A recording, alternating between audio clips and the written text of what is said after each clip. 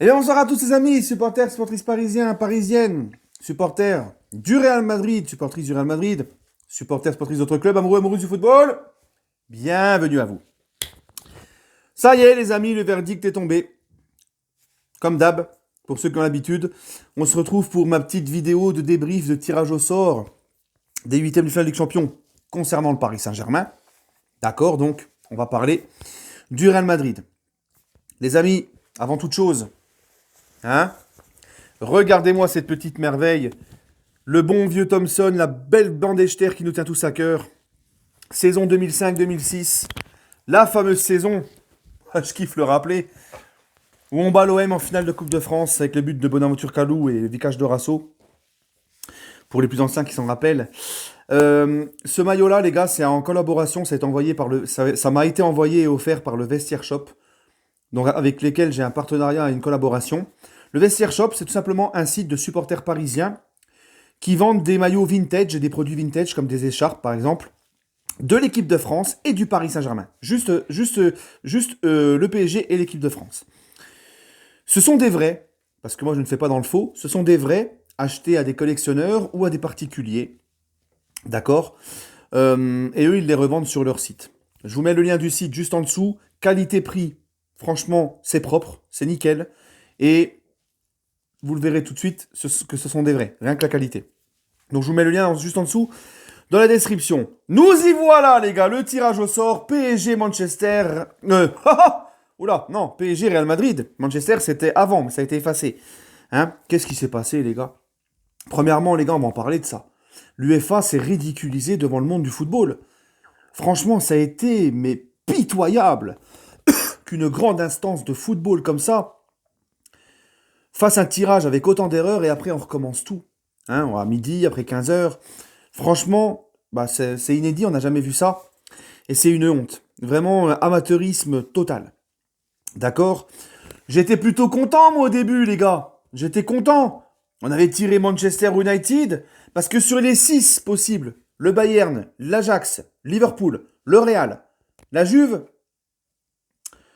ou Manchester United, sur les 6 là que je viens de vous citer, pour moi, les plus abordables et ceux que je voulais, c'était la Juve ou Manchester. Parce que la Juve et Manchester, c'est des équipes où le collectif, hein, c'est très difficile. Il y a beaucoup d'incertitudes. C'est des équipes qui gagnent à l'arrache, et ric-rac, ou qui font qui sont pas réguliers dans leurs résultats. C'était des équipes qui vraiment, je crois que Manchester a la statistique de l'équipe qui fait le moins de pressing et tout dans cette Ligue des Champions. Donc pour moi, c'était les équipes les plus abordables, des équipes où il y a beaucoup d'incertitudes et qui étaient malades. C'était pas des forts collectifs comme l'Ajax par exemple, ou encore plus au-dessus, le Bayern, Liverpool, et on va y revenir, le Real Madrid, et on va en parler maintenant. Le Real, les gars, parce que je le vaux bien, c'était facile celle-là. Hein, non, le Real, les amis, beaucoup de choses à dire sur ce match. Déjà, premièrement, pour moi, nous ne sommes clairement pas favoris. Pourquoi? Alors, la vérité d'aujourd'hui n'est pas celle de février, mais il y a quand même des choses qui te donnent des signes indicateurs. Parce que beaucoup m'ont dit que j'avais été, enfin certains m'ont dit que j'avais été dur hier dans mon débrief face à Monaco. D'accord? Que je n'ai pas le même discours qu'en septembre et en octobre. Mais c'est tout à fait normal. Parce qu'en septembre et en octobre, les gars, je vous disais, il faut patienter, on demande du temps, beaucoup de joueurs sont arrivés, et je disais, on va monter en puissance, ne vous inquiétez pas. Le problème, c'est qu'on ne monte pas du tout en puissance. Et là, nous sommes plus en septembre, en octobre, nous sommes en décembre. Et en décembre, on n'a toujours aucune certitude dans le jeu. Moi, hier, franchement, face à Monaco, si certains se contentent de ça et sont rassurés par ça, moi, je respecte votre avis, il n'y a pas de souci, les amis. Mais moi, les gars, pas du tout rassuré. Hier, face à en plus un Monaco, mais franchement, Monaco, les gars, sans manquer de respect, c'était pas un gros Monaco hier, c'était faible. Monaco n'avait quasiment pas l'envie d'aller chercher les 3 points au parc hier, on est d'accord. Franchement, les gars, on n'a rien vu au niveau du jeu. C'était le néant total. Et je sais toujours pas ce que Pochettino veut faire et mettre en place avec cette équipe. D'accord. Donc, et pourtant, là, on avait Verratti au milieu, on avait une équipe vraiment compétitive hier. Euh, le néant. Et bah, on ne monte pas du tout en puissance. Et c'est ça qui m'inquiète le plus, les gars. Hein, le temps, mais au bout d'un moment, là, t'es en décembre, là, on n'a aucune certitude, on monte pas du tout en puissance. Contrairement au Real Madrid qui, eux, n'ont recruté que Alaba cet été. C'est quasiment le même effectif que l'année dernière. Mais le Real se refait une santé avec Ancelotti. Le Real est en train de remonter. Le Real est en train de redevenir une belle machine de guerre. Quand je vois en Liga comment ils se baladent, et quand je vois qu'ils sont quand même sortis premiers de cette poule avec l'Inter en battant 2 fois l'Inter de Milan, champion d'Italie en titre, qui a quand même une belle équipe, même si le Shakhtar et le Tiraspol, bon, c'était à leur portée, 5 matchs, 5 victoires sur 6, le Real, les gars, monte de plus en plus en puissance. Eux, il commence à y avoir des choses.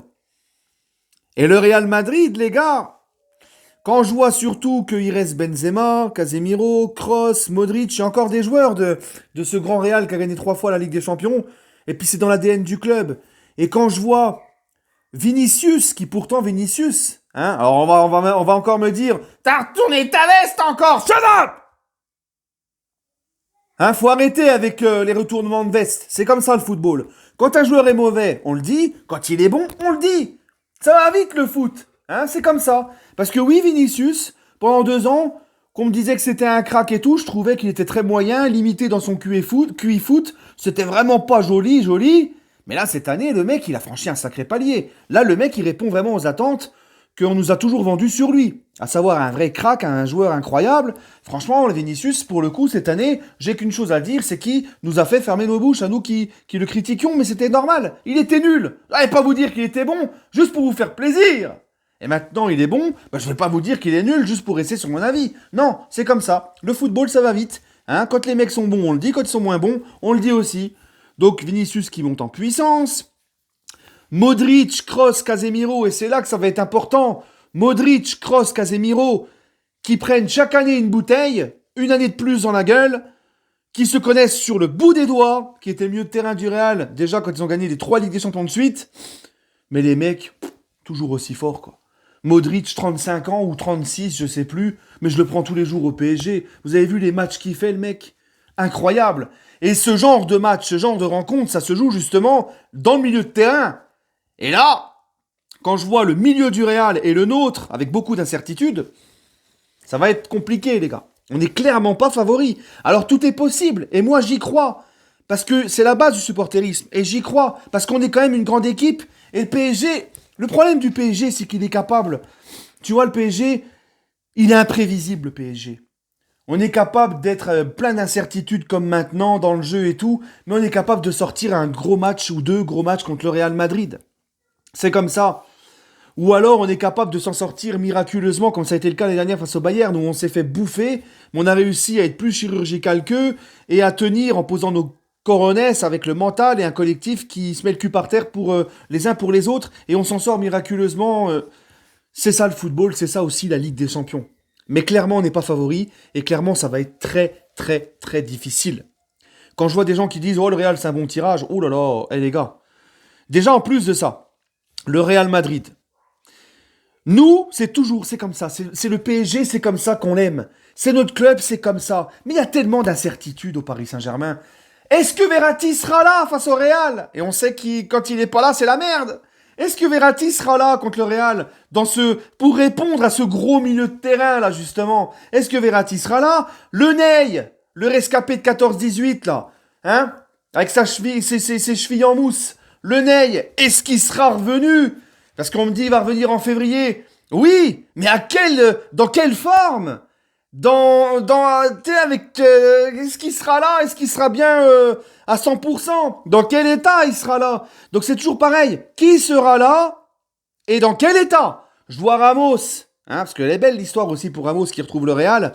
Ramos qui dit le destin est capricieux, j'aurais pas voulu tomber sur le Real et tout. On voit, il est touché de jouer contre le Real, c'est normal. Il a passé pratiquement toute sa carrière là-bas.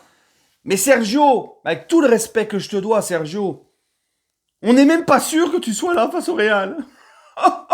Oui, le destin, il est capricieux. Tu vois. Donc, tellement d'incertitudes, mais c'est ça notre PSG, c'est comme ça. Alors peut-être qu'en janvier, il y aura des changements, des nouvelles arrivées, peut-être importantes, peut-être des départs importants, des arrivées, on peut se renforcer. Hein. Et puis aussi un truc, et ça c'est aussi pour la belle histoire qui est autour de ce match-là, peut-être Zidane, moi je ne sais pas. Moi j'ai pas d'infos les gars, je fais pas comme certains, je m'invente pas des vies d'insider. Moi j'ai pas d'infos. Parce qu'au club, tout est en temps sous-marin. Personne ne sait vraiment ce qui se passe à Doha et tout. On ne sait pas vraiment ce qui se passe. Mais c'est pour moi pas impossible de voir Pochettino débarquer à Noël, et comme Tuchel l'année dernière, et de voir Zidane arriver. Pour moi, c'est pas impossible, j'en ai déjà parlé. Donc imagine, Zidane prend les rênes du PSG et il sera sur le banc contre le Real. L'histoire, elle est belle. Avec Ramos, Navas, Di Maria, des anciens joueurs du Real qui vont affronter le Real. Ancelotti, ancien coach du PSG, hein, qui va retrouver le PSG, tu vois. Mbappé, autour de son avenir. On ne sait pas s'il va prolonger ou partir libre au Real. Parce que moi, c'est pareil, Mbappé. Moi, je ne dis pas que c'est sûr à 100% qu'il prolonge ou c'est sûr à 100% qu'il parte. Pour moi, tout est encore possible. Dans le football, tant que rien n'est officiel, tout est encore possible. Donc il y a aussi de savoir comment va être Mbappé aussi. Est-ce il aura prolongé? Est-ce qu'il va partir? Dans quel état d'esprit il sera en affronter le Real? Tu vois, Kiki, même si tu dois te barrer au Real au mois de juin librement, ne fais pas le con, Kiki. Ne leur fais pas de cadeaux. Voilà. Donc les gars, résumé, c'est pas un tirage facile, loin de là. Les mecs, ils ont de l'expérience, c'est dans l'ADN du club, il y a des très bons joueurs, ils reviennent en puissance. Nous, c'est l'incertitude sur plein de choses. Donc voilà. Mais on y croit. C'est la base même du supporterisme. On y croit et on est capable de tout. Hein. Février est encore loin, on verra. Voilà les amis. En tout cas, on aura encore une très belle affiche de football et c'est pour ça que nous, supporters parisiens, on kiffe quand même malgré tout. On kiffe, chaque année on joue la Ligue des Champions, chaque année on joue contre des grosses équipes. Ça n'a pas de prix. Hein, et ça prouve qu'on est devenu un grand club. Parce que chaque année, alors oui, ça se passe pas toujours très bien. Oui, on n'a pas encore gagné cette Ligue des Champions. Mais chaque année, on se dit qu'on a des grands joueurs dans notre équipe. Chaque année, on kiffe. Chaque année, on joue la Ligue des Champions. Chaque année, on affronte en phase finale des grosses écuries. Et ça, c'est beau. Voilà. Comme on dit, il faut se rappeler d'où on vient. Hein, les années colonies et tout. Voilà les gars. Bref, prenez soin de vous et allez Paris.